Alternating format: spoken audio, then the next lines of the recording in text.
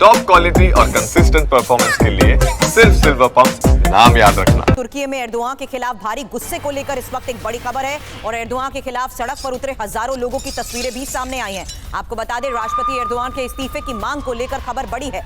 Istanbul के mayor की गिरफ्तारी का विरोध। तो फिलहाल एक बार फिर से आपको बता दें, ये इस वक्त एक बड़ी खबर का हम रुख कर रहे हैं, जहां तुर्की में एर्दोआन के खिलाफ भारी गुस्से की ये तस्वीर देखिए। एर्दोआन के खिलाफ सड़क पर उतरे हजारों लोगों की ये तस्वीर सामने आई है। इस्तांबुल से ही तस्वीरें, राष्ट्रपति एर्दोआन के इस्तीफे की मांग, इस्तांबुल के मेयर की गिरफ्तारी का विरोध किस तरीके से सड़क पर उतरकर जताया जा रहा है, उसकी तस्वीर आपके सामने। हजारों लोगों की भीड़ के बीच लोगों का प्रदर्शन और इस बीच ये बड़ी खबर कि किस तरीके से तुर्की में लोग एर्दोआन के खिलाफ अब सड़क पर गुस्सा जाहिर कर रहे हैं।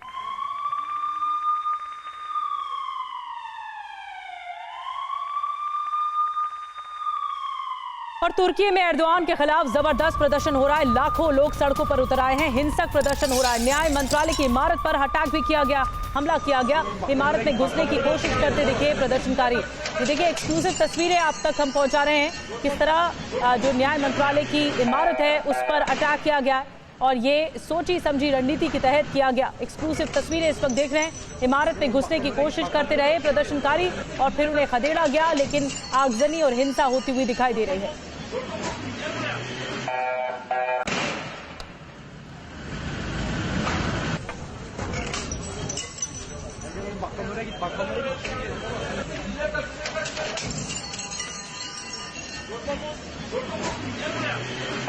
दो तस्वीरें एक साथ आपके सामने, जहां एर्दोआन के खिलाफ लोगों का गुस्सा और इस बीच सड़क पर बगावत की ये दो तस्वीरें एक साथ आपके सामने। लगातार होती नारेबाजी, पहले निकाला जा रहा था एक मार्च, लेकिन इसी मार्च के बीच उग्र होते प्रदर्शनकारियों की भी तस्वीर सामने आई है। नतीजा ये कि यहां हालात बिगड़ गए और न्याय मंत्रालय की इमारत पर तक हमला कर दिया गया। हालांकि एर्दोआन के खिलाफ एक बड़े मार्च का ऐलान किया गया था।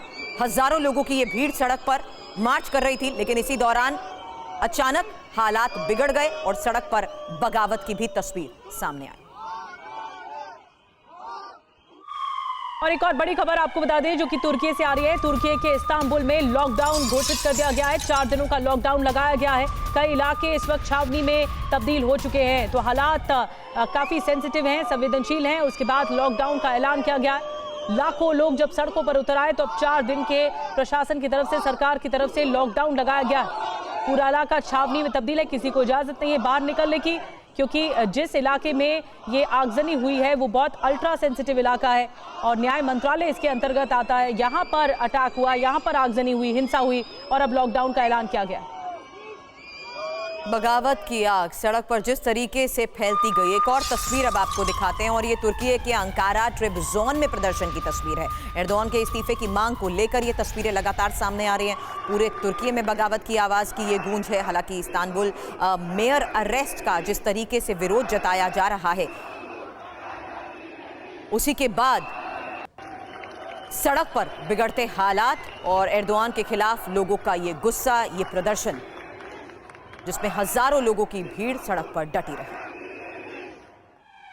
लेकिन इस बीच तुर्की में राष्ट्रपति एर्दोआन और विपक्षी पार्टियों के बीच राजनीतिक जंग छिड़ी हुई है। कहा यह जा रहा है कि एर्दोआन राष्ट्रपति चुनाव के सारे दरवाजे बंद कर रहे हैं, जिसके बाद गृह युद्ध जैसी स्थिति पैदा हो गई है। हम आपको 5 तस्वीरें एक साथ दिखा रहे हैं, जिसमें आप देख पा रहे हैं इस्तांबुल में किस तरह लोग सड़कों पर उतर आए हैं, प्रदर्शन कर रहे हैं, विरोध प्रदर्शन कर रहे हैं। कहा यह भी जा रहा है कि किसी कंट्रोवर्सी के तहत या साजिश के तहत इस्तांबुल यूनिवर्सिटी में राष्ट्रपति चुनाव में विपक्ष की ओर से मजबूत उम्मीदवार माने जा रहे हैं इस्तांबुल के मेयर एक्रम इमामोग्लू की ग्रेजुएशन की उस डिग्री को रद्द कर दिया गया जो उन्हें 34 साल पहले मिली थी। तस्वीरों में आप देख पा रहे हैं कि तुर्की जो पुलिस है, विपक्ष के नेता एक्रम को गिरफ्तार भी उन्होंने कर लिया। इस बीच तुर्की की अर्थव्यवस्था एक बड़ा मुद्दा बनी हुई है, जिससे जनता में असंतोष है, आक्रोश है। 2025 में तुर्की में महंगाई दर 39% तक पहुंच गई है, जिसकी वजह से महंगाई को लेकर भी लोगों का प्रदर्शन हो रहा था।